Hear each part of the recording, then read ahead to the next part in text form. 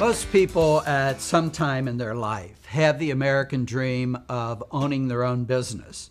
A relatively few percent of those follow through by actually looking into and exploring business options.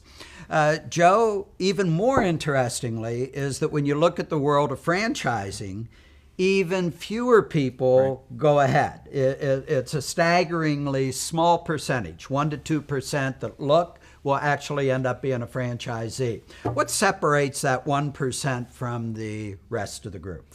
Well, let's start with the 99%, Paul.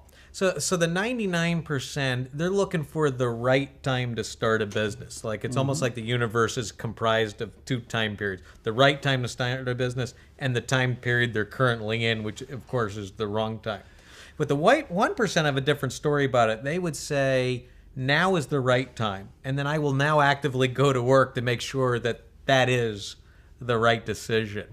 The 99%, they're looking for the perfect business. Now, the 1% would say perfection, that's probably some impossible standard.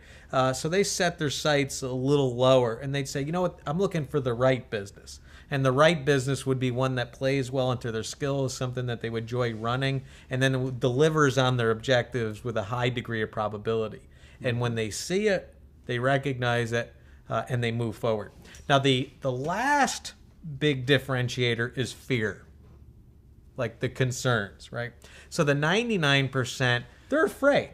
They're afraid of the unknown, but they make that fear mean that there's something wrong with themselves or there's something wrong with the business, and then they move in another direction. Now, the 1%, they're still afraid. They have those concerns. They have those fears, but they take a more reasoned approach. They say, well, why wouldn't I be afraid? I've never owned a business before. I am scared. So what? That goes along with it, but they don't let the fear stop them.